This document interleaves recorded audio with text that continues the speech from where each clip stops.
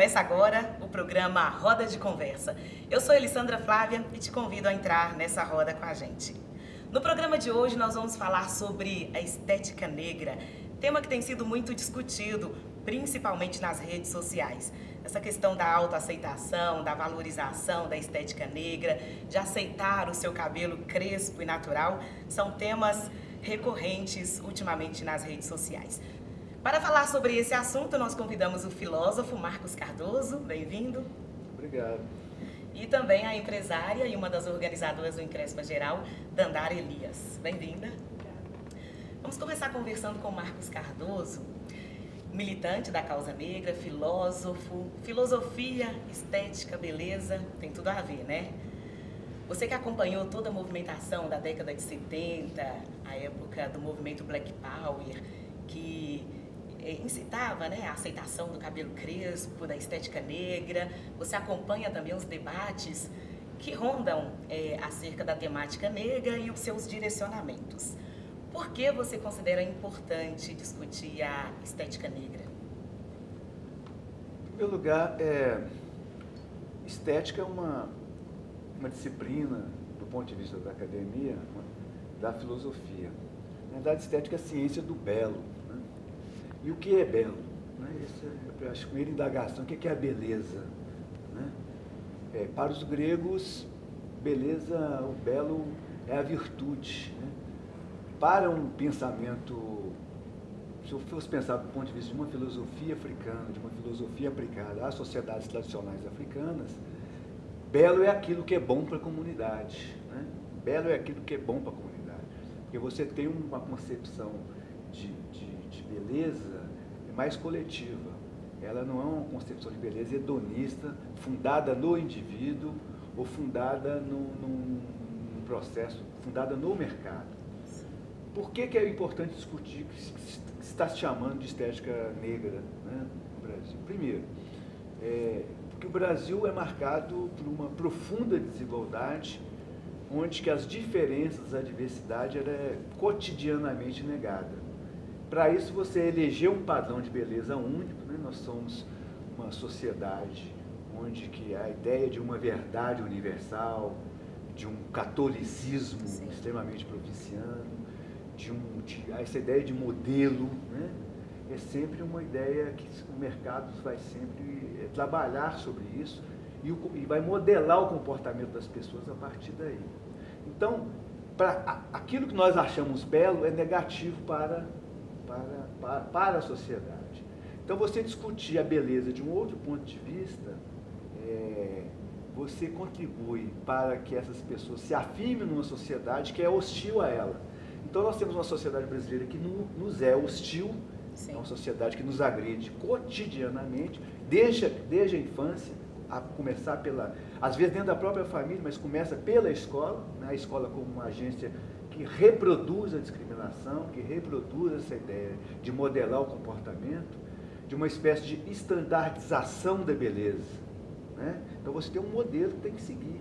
Quem está fora daquele modelo está fora, inclusive do consumo. Então esse é um problema sério. Então, se fosse me perguntar hoje, o que mais incomoda a sociedade brasileira? Você acha que é a corrupção, que é o problema crise de como viver bem no sociedade? Não, Sim. O que mais incomoda os brasileiros é o cabelo. E por trás dessa ideia, desse incômodo em função do cabelo da maioria das pessoas não estar dentro desse padrão, você tem uma indústria que vai tentar o tempo todo te incutir um modelo para poder vender no mercado. Então, uma indústria, sobretudo, essa indústria dessa estética, vende, movimenta bilhões de recursos, e as pessoas ficam o tempo todo ficar dentro daquele padrão. Então, para isso há as agências, a mídia, a produção editorial, a produção didática, o cinema, Então, todas as agências que trabalham com a ideia, trabalham com imagem, vão reproduzir cotidianamente esse padrão de beleza. Então, esse é um problema sério. Então, a ideia de produzir uma estética, valorizar uma estética afro-brasileira e apostar na diversidade, é provavelmente a saída. Então, essa me parece a questão mais importante. Então, a pessoa negra, mesmo que você produza uma única estética, que é, no caso, o cabelo, por exemplo, se você aprofundasse qual é a importância que o cabelo tem para as pessoas, a gente poderia produzir uma cultura diferente. Então, por exemplo, numa sociedade africana, você usa o cabelo para diversos momentos da sua vida, né? Quando você batiza uma criança, você vai numa festa, quando uma pessoa passa para o outro lado, num casamento. E se você é de uma nação X ou uma nação Y, né? Então, a partir do cabelo, você sabe até a sua origem, de onde você é. Ou seja, então, o cabelo representa vários momentos. Exatamente, o cabelo tem uma função importante na sociedade. Então, eu acho que a ideia do cabelo, trabalhar a ideia, o cabelo é muito, porque o cabelo é a primeira coisa, primeiro que incomoda, né? Sim. E você e na medida que o cabelo não te incomoda mais, você fortalece a sua identidade, né? É uma marca identitária importante. Então, eu acho que a importância de discutir a estética é isso, porque você, para mim, precisa também disputar a sua representação simbólica, né? Que está na mídia, está na imagem, está nas revistas. Então, você ter uma bela representação do seu grupo social é fundamental. Isso. Dandara é uma das organizadoras do Encrespa Geral, da cidade de Belo Horizonte. E ela também trabalha com uma marca empresária, né, da marca Todo Black é Power, uma marca também que valoriza, de uma certa forma, a estética negra. Você ouve as pessoas dizerem que discutir cabelo, que isso é uma besteira, que isso é modinha, que vai passar? Você costuma ouvir? A gente ouve até bastante. E a minha resposta é sempre... Gente, está na moda. E quando as pessoas falam essa questão de moda, elas tentam desvalorizar isso, né? Tipo, agora que o cabelo crespo está na moda, é uma coisa passageira, é uma coisa fútil. Mas isso, acho que especialmente para a mulher negra, você acordar, você ver os seus traços, que são seus, que você não teve que mudar aquilo, e saber que aquilo é moda, que aquilo agora é belo, e que você não precisa agredir o seu corpo para alcançar aquele padrão. Se fosse só isso, já valeria todo o trabalho, toda essa questão de colocar a estética negra na moda, no auge. Mas como o Marcos acabou de falar, é muito mais do que isso. A gente está fazendo uma representação aqui do que a gente acha que é bom para a sociedade agora. Então, tipo assim, se assumir negro é bom para a sociedade, sim. Assumir o seu traço, assumir o seu cabelo, entender que uma criança, quando a mulher ainda está grávida, você olhar e você escuta uma coisa que às vezes a gente não para refletir em como isso afeta até a vida. Você pega uma mulher negra grávida, que talvez tenha um marido com cabelo que não é tão crespo assim, e os familiares falam, os primeiros comentários, né? Tomara que puxe o cabelo do pai. Como que isso é uma coisa que não tem importância? Como que isso pode ser uma coisa que é simplesmente moda e como se fosse uma moda, uma blusa, que hoje eu tiro e visto? Não, isso é um traço meu, é genético. Essa é uma fala recorrente, principalmente na infância. Sim, então, assim, quando você... A primeira coisa que você aprende é que seu cabelo tem que estar preso, tem que estar escondido. As crianças sonham com um dia que elas vão poder mudar aquele traço, só que elas não conseguem. É um paliativo e doloroso. Muitas pessoas carregam, inclusive, problemas de saúde, queimaduras no couro cabeludo. Dependendo do tipo de química que foi usada, às vezes causam deformações no corpo, no rosto da pessoa. Isso sem falar nos cancerígenos, que nós não temos estudos ainda que possam informar o que causa 10, 15, 20 anos do uso de formol. Sim. Acima do permitido, que a gente sabe que é um uso recorrente em todos os salões. No nosso corpo, o que isso vai afetar um feto da mulher grávida, por exemplo, ou quando uma menina que começou a usar esses produtos aos 10 anos de idade, quando ela tiver 50, como que o corpo dela, qual a quantidade desse produto que vai estar no corpo dela e como o corpo dela vai reagir para combater esse produto que ele repele o tempo todo. E como que é esse trabalho do Encrespa Geral para informar as pessoas sobre tudo isso que você está falando? Como é realizado esse trabalho? O Encrespa Geral ele acontece em várias cidades no Brasil e também em 9 países fora do Brasil. E o trabalho são encontros que o encontro por si só visa ali você ver o seu semelhante, porque quando você vê uma pessoa com o seu mesmo cabelo, com o seu mesmo traço, feliz, se achando bonita, é aquela coisa da representatividade. Você olha e fala, nossa, então eu posso me sentir bem também com esse cabelo porque é igual ao meu. Sim. E, além disso, nós fazemos as palestras, fazemos oficinas, tudo tratando da questão da importância da sua autoaceitação, da valorização dos seus traços, da sua história, mas também ensinando a cuidar do seu cabelo, que a gente nunca soube. A gente só aprendeu a como esconder ou como fazer que ele não pareça o seu cabelo. Mas ninguém nunca ensinou, olha, o seu cabelo ele tem que ser desembaraçado com o dedo e não com o pente. Então, a gente vem de 20, 30, 40, 50 anos agora, a gente tem pessoas que hoje somente estão aprendendo a cuidar do seu próprio cabelo. Sim. Marcos, da década de 70, aquele boom, né, do movimento Black Power, para essa movimentação agora, recente, o que você vê de diferente, o que mudou, o que avançou? Eu vejo uma continuidade, né? Eu acho que a população africana, desde que foi transplantada para as Américas, sobretudo transplantada para o Brasil, para a produção da riqueza coletiva, para trazer sua tecnologia, trazer seu axé e tal, esse povo ele, de uma certa forma, desde que ele pisou aqui, ele começou também o seu processo de resistência, né? O processo de sua organização coletiva. Começa com os quilombos, né? Até a luta pela abolição do trabalho escravo no Brasil, depois a formação da classe operária, e toda essa construção civilizatória que traz não só pela tecnologia, mas sobretudo pela cultura, pela música, pela religião, né? Então, no processo da formação da sociedade brasileira, você tem vários momentos, né? Então, e cada momento se expressa de uma certa forma. Então, nos anos 70, ainda na ditadura militar, a juventude negra do momento, numa articulação, inclusive, com os movimentos de direitos civis dos Estados Unidos, você teve uma oportunidade, esse movimento, o movimento Black Power. Hoje, de uma outra forma, né?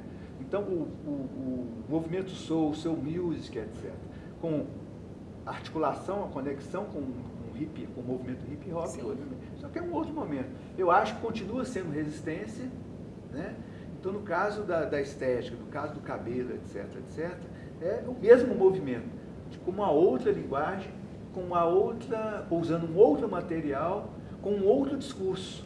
Mas o centro do debate continua sendo o centro do debate continua sendo a luta política e cultural contra o racismo, contra a discriminação, por uma sociedade que valorize a diferença, né? Porque nós somos diferentes. Sim. Homens e mulheres são diferentes, negros e brancos são diferentes, jovens e idosos são diferentes. Então são momentos da vida diferentes e momentos de inserir no mundo de maneira diferente. Então eu acho que a partir dos anos 2000 para cá, sobretudo com as mídias sociais, você reinventa uma nova forma de lutar, uma nova forma de estar no mundo. Então, mas as questões continuam sendo praticamente as mesmas. A forma de enfrentá-las que eu acho diferente. Que bom que o movimento negro, a luta é de sempre, né? Desde sempre que o movimento negro luta e vem abrindo portas para as novas gerações. A gente está chegando agora com esse debate, com esse discurso, porque lá atrás alguém teve que brigar até para a gente ter direito a andar na rua, ter direito a entrar em escola, em vários outros espaços, né? Então, para a gente encerrar, eu gostaria que vocês comentassem um pouquinho sobre a história de vocês com relação ao cabelo. Tiveram que enfrentar resistência? Fala primeiro, Dandara. O meu cabelo, eu alisei a vida toda, acho que como a maioria das meninas brasileiras de cabelo crespo, que são a maior parte da população.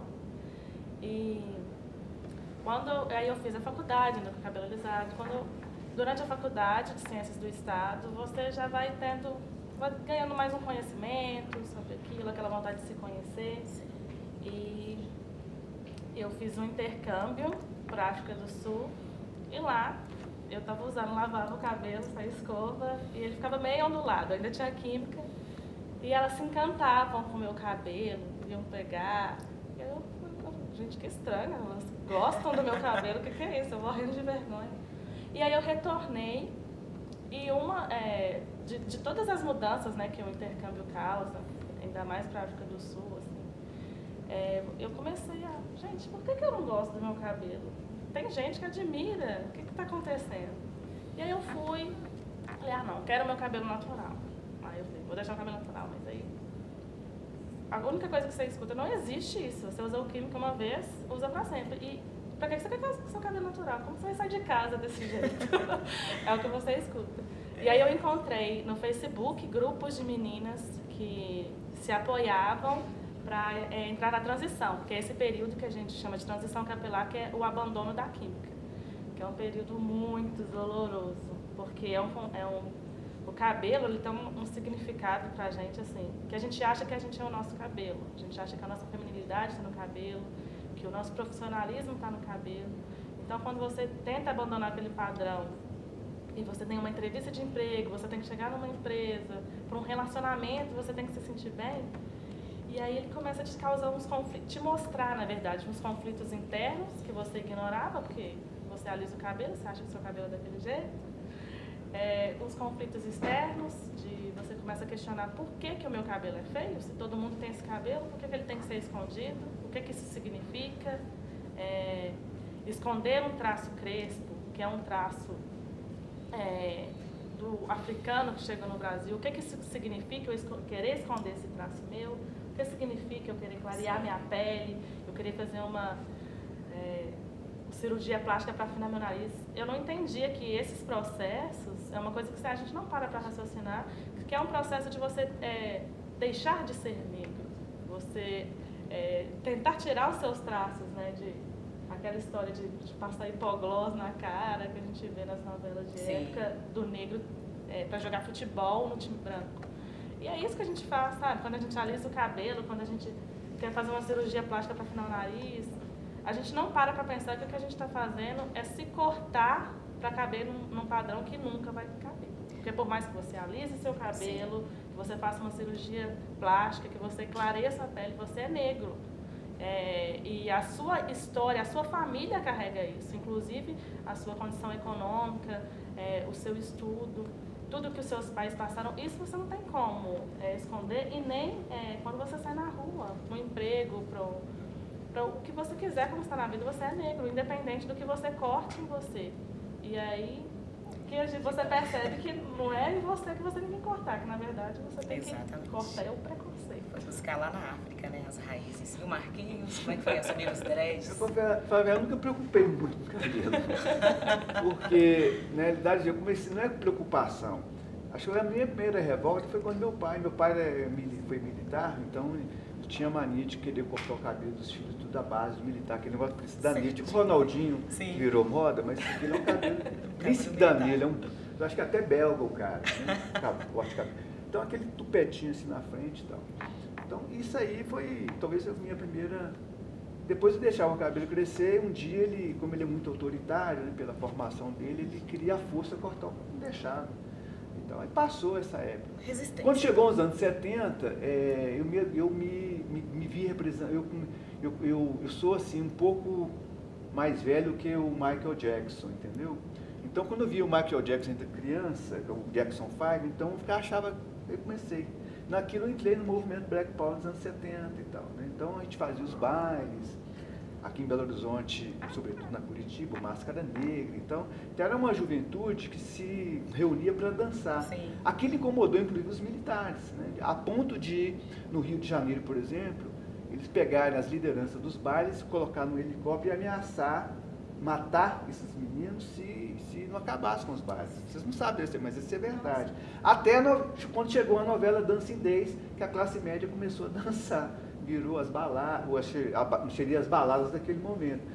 Com a novela Dancing Days, essa febre de dançar foi para as áreas mais privilegiadas da cidade e tal. Então aqui, de uma certa forma, pegou e a polícia parou de perturbar, né? Então a polícia, quando queria, a repressão policial, então, ela cercava os bailes, né? O que faz um pouco hoje com o funk, né? Sim. Sobretudo o funk carioca. Então isso quer dizer, o processo é o mesmo, só que com música, com uma musicalidade diferente, com uma outra linguagem, mas é o mesmo. Depois passou esse pop preto, aí veio toda a minha identidade com reggae, com Bob Marley, fui estudar um pouco isso, com a Etiópia, entender um pouco isso. Só que o cabelo assim, ele não expressa uma ligação estética, que aí a estética não é só a aparência, ele é toda uma filosofia, o rastafarismo, etc. Então, eu não sou rastafari do ponto de vista da filosofia, do conteúdo político, o rastafarismo traz, sobretudo com Bob Marley na Jamaica. Mas, pelo menos, o estilo do cabelo, que é o dread, então, eu uso, acho bacana, quando a gente começou a deixar o cabelo dessa forma, isso incomoda, como continua incomodando muita gente. Então, ser Rastafari não é uma moda, sempre incomodou e vai continuar sendo, e vai incomodar. Ainda no trabalho, na escola, na missa, no casamento, exatamente, no relacionamento pessoal, na família. Então para mim, o cabelo Rastafari, ele tem um pouco esse quê de rebeldia. Que para mim hoje não é mais rebeldia, para mim é um processo já normal. Sim. Mas então, segurar esse cabelo é segurar uma onda mesmo, né? Não é brincadeira. É uma intervenção todo dia, né? Intervenção. Bom, o programa Roda de Conversa fica por aqui. Agradeço a presença da Dandara, muito obrigada. Marcos Cardoso, muito obrigada. Contribuiu muito aí com esse nosso debate. Muito obrigado. Volte sempre, hein? Eu gostaria de deixar um livro, uma dica de um livro para você de casa. Esse é um livro muito interessante, de poemas da Cristiane Sobral. A Cristiane, ela luta pela causa negra, militante também, e são poemas que tratam de temas muito sociais. Então, só por hoje vou deixar Meu Cabelo em Paz. É o livro da Cristiane Sobral, deixo como dica para você. No próximo programa, vamos falar sobre afroempreendedorismo. Tchau, tchau, até lá!